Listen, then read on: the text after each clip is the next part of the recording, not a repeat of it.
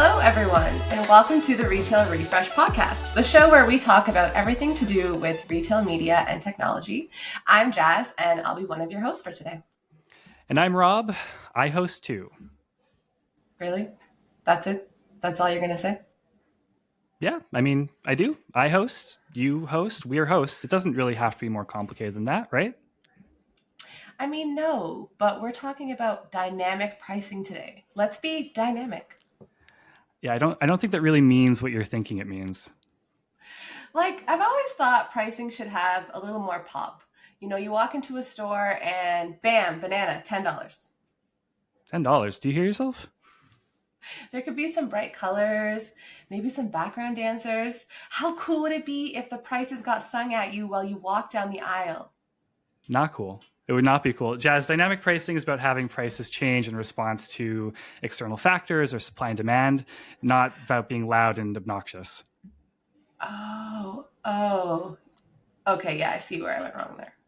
To keep us on the right track, for the rest of this conversation, we're joined by Sander Roose. Sander is the founder and CEO of Omnia Retail. He's worked in the retail space for more than 2 decades now and is passionate about solving retail's challenges through strategic use of technology. Sander, welcome to the show. Thank you. Thanks for having me. Of course. To provide a little context for our discussion, can you give us a quick overview of what Omnia does? Of course, yeah.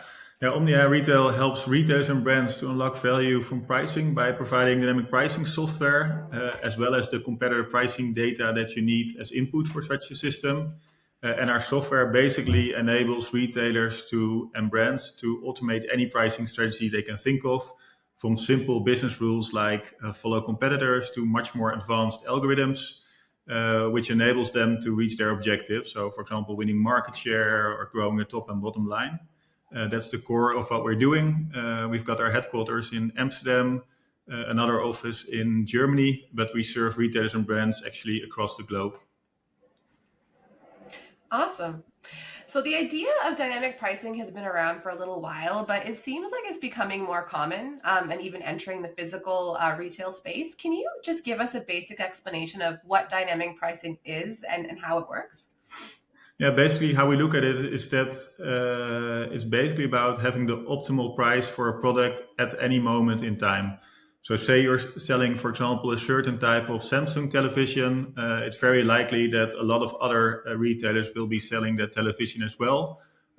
So if you would keep your price constant while the other retailers are constantly changing the prices, that's likely not a very optimal strategy.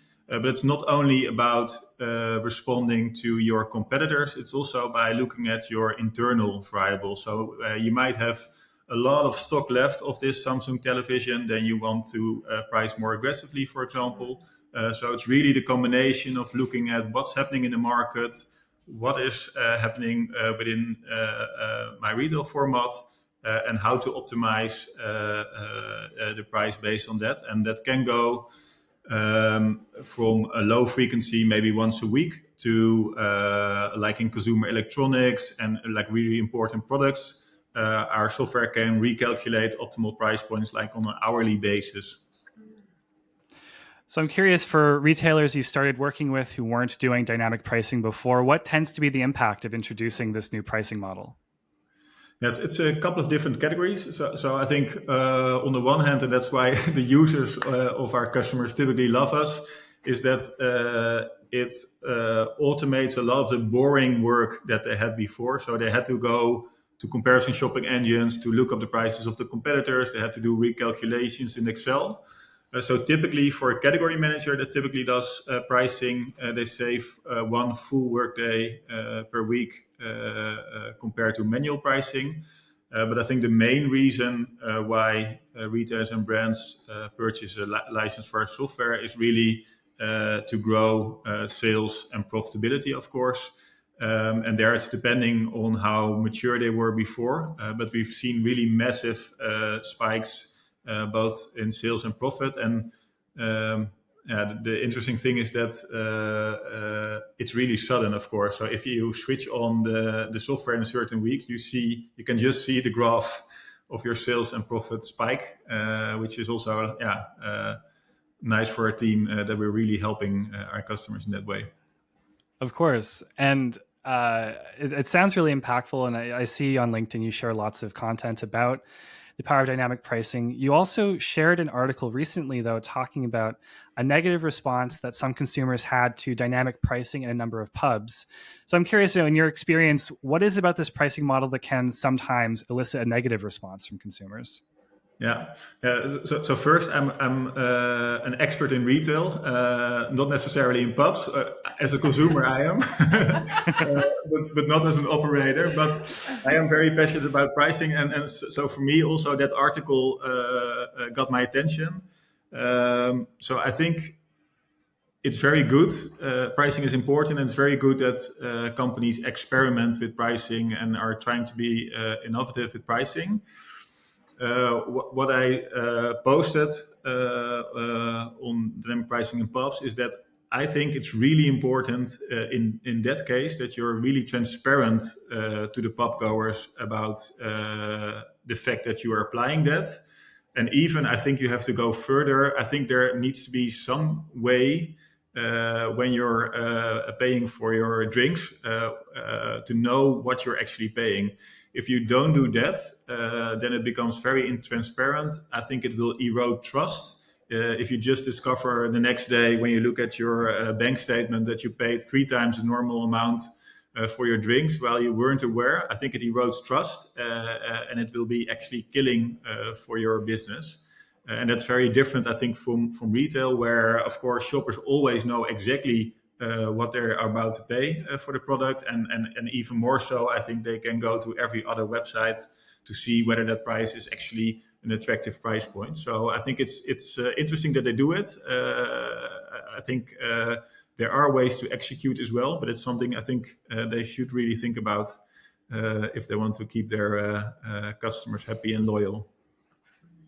Yeah, for sure. The pub environment for that is interesting for a lot of reasons, for sure. Yeah, that's also I think the other way around why happy hour works so well, because everybody knows when it's happy hour.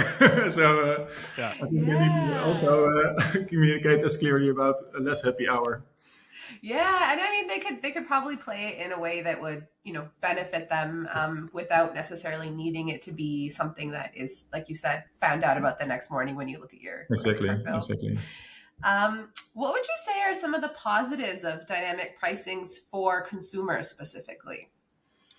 Yeah, the way I look at it is that dynamic pricing basically makes the market more efficient because retailers get all the data, and basically it will lead to retailers pricing more aggressively on products where it really matters for shoppers. So if shoppers are about to purchase a high ticket item, we know that they're typically doing a lot of research and that the price elasticity is high. So that will also force retailers to be more aggressive on those articles, while maybe on articles like a wall mount or an HDMI cable, it's less important and retailers can take a bit more margin on that. So in principle, I think it just makes the market more efficient as a whole. And I think that benefits consumers, of course, as well in the end.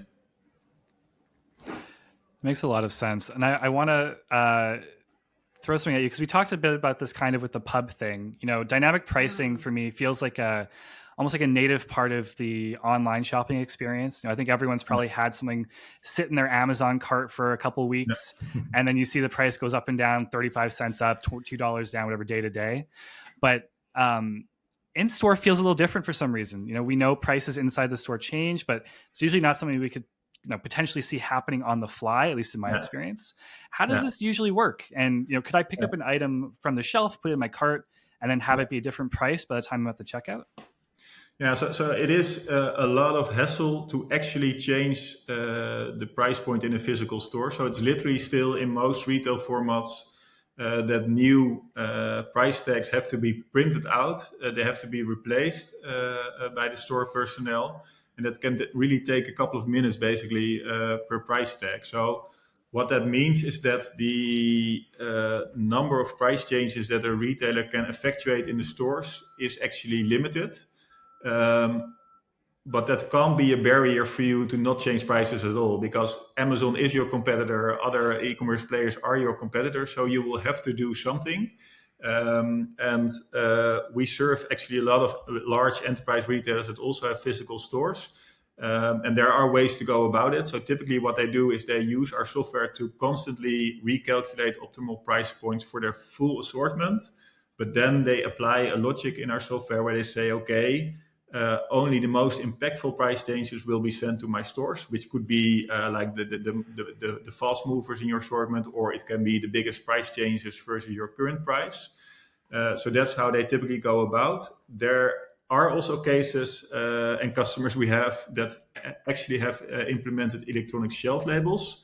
And that's also very interesting because then you are as flexible as you are as an e-commerce player, and then you can have as frequent price changes as you want, of course. And we have had actually a customer that had electronic shelf labels where we reduced the frequency again because the store personnel said that they were doing their sales pitch, standing with a customer near a product, and that the product actually changed in price. Might be a little bit over-exaggerated, but in that case, we actually reduced the frequency of changes in the physical store. That makes a lot of sense. Just being kind of mindful about the realities of the environment and applying it slightly differently maybe than you would online. So, exactly. Yeah. And I think that part becomes really important when we go back to that topic of trust, because consumers, right, as soon as they start to see that happening, that's just where the mindset goes. So it's good to know that some of those considerations. It's also about how you explain it. So one of our customers, when they implemented the electronic shelf labels, they did a massive TV campaign where they used this as an argument to convince shoppers that they always have the most attractive prices. In order to enable that, they even implemented these ESLs. And then I think that was a brilliant marketing campaign from my perspective, because then those shelf labels are really a reason to believe why they are so competitive. And they were a very competitive format. Yeah. Very smart. Yeah, very smart. Maybe to build on that with some of the electronic ads and stuff, what are some of the things that brick and mortar retailers specifically would need to have in place in order to implement dynamic pricing in their stores? Yeah. So I think there's two cases. So most of our retailers that have physical stores just have their old systems in place, and also like traditional tags. So there, I think it's possible, but there you just simply have to smartly reduce the volume of price changes. If you really want to have full flexibility, then you need to make the investment in those electronic shelf labels.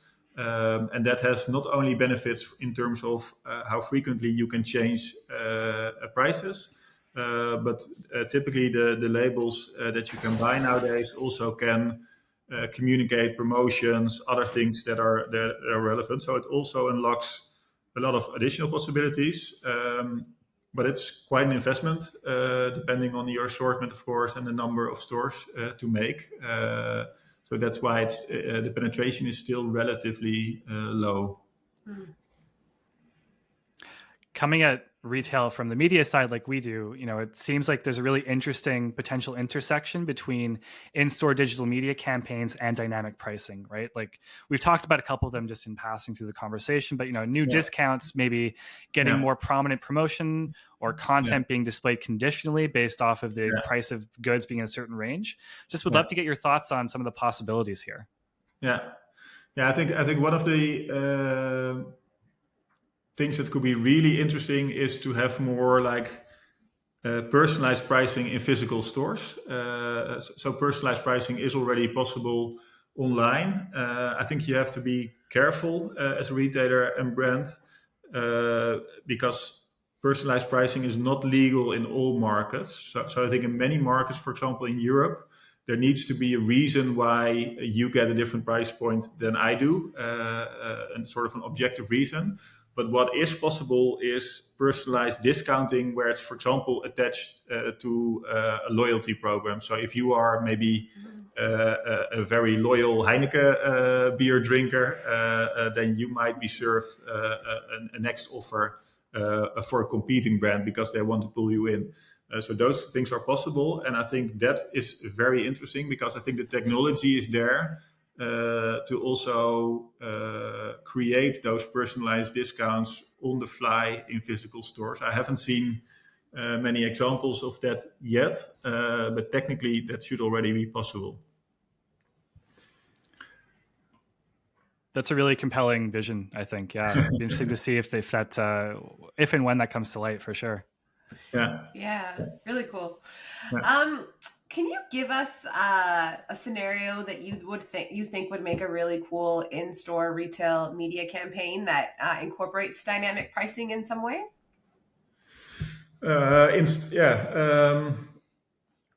Like in terms of campaign, I think that one of the things I have been thinking about is I haven't seen it applied yet, but it would be interesting to have dynamic pricing in the sense of offers changing every 10 minutes in the physical stores, what you could do technically with our product, where the in-store retail media communicates those offers, and then it sort of becomes a shopping event, where I think it really might keep people in your store much longer, anticipating the next 10 minutes. It almost becomes a sort of a gamification.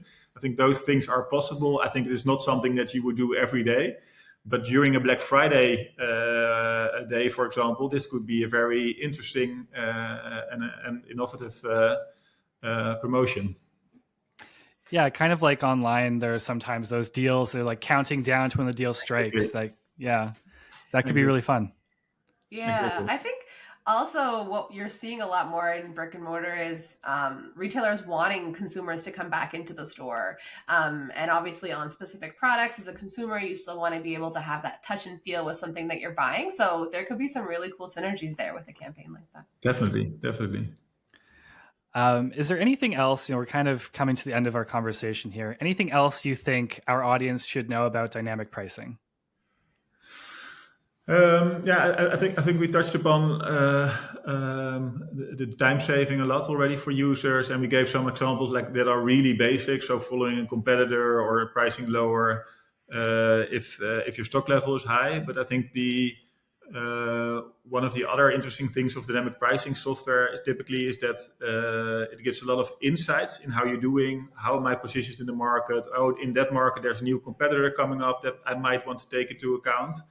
And it also enables, for example, category managers or pricing managers to do things that they could never do manually anymore. So we are embedding more and more machine learning, goal-based pricing into the system, where the system can start to optimize more across products. So where the base is, okay, automating all the boring work you did before, we are now more focused on really giving our users superpowers, calculations and goals that they could never calculate themselves, even if they had all the time in the world. And that's quite fascinating and interesting. And we would like to put the complexity really under the hood and make it very easy to steer the car, basically. And that's where we are now in terms of dynamic pricing state of the art. That's really fascinating. We'll have to get you back on sometime to talk about the machine learning stuff you're working on. That sounds really cool.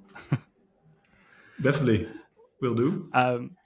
So is there anywhere that people should go if they want to connect with you, Sander, or with Omnia online? What would be the best place for people to go look for you?